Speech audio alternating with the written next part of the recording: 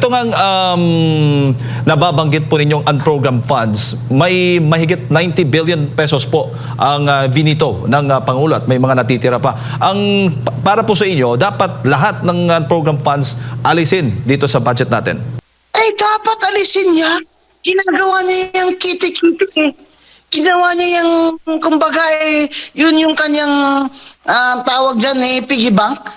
Na kukupit-kupitin niya yan pag may President, kailangan ko ng ganito tulies dun sa district ko para may kickback ako diyan na 20%, di ba?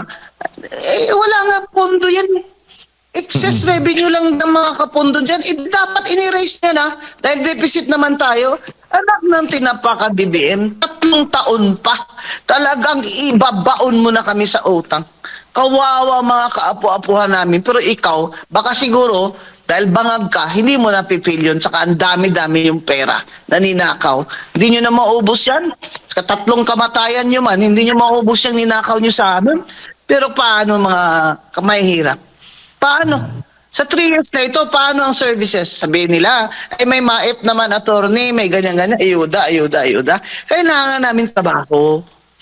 Kailangan ng mga hirap trabaho, hindi ayuda. 2.4 million ang walang trabaho nitong Paskong ito. More than 1/2 sa mga Pilipino nakaranas ng gutom. Ito ba ang administrasyon na gusto nyo maulit pa sa 2028?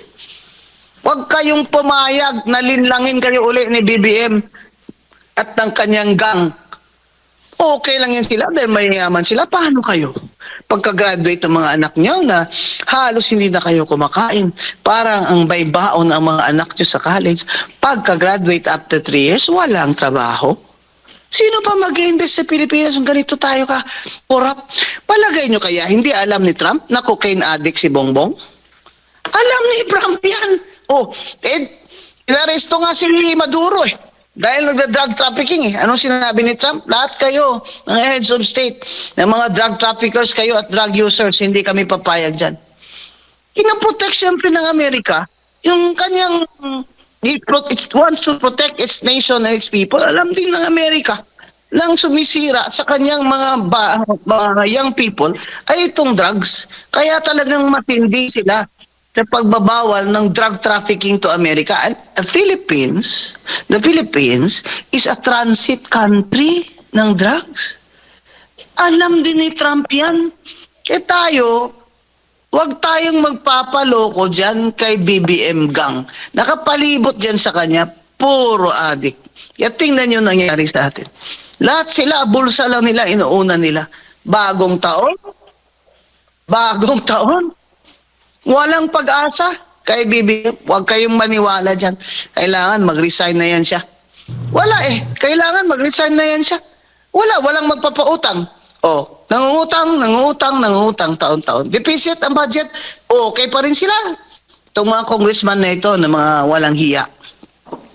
Sa tingin mo, so ibig sabihin may legal na basihan o batayan ng ilang kongresista o ilang individual na may balak pong maghain ng reklamo patungkol nga po dito sa 2026 national budget natin sa Supreme Court?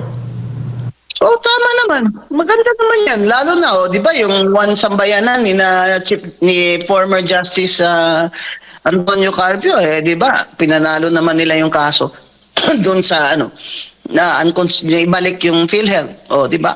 Ngayon may nag-file naman, di ba, na hindi pwede yan, ibalik niyo yung PDIC na yan. Kasi may ruling na Supreme Court hindi ba?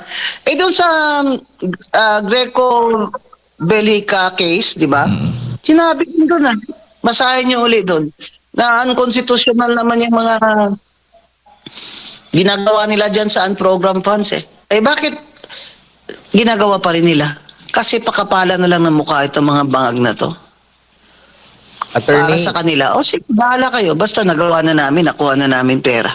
Opo, Attorney, dapat wag nyo na iboto itong mga to.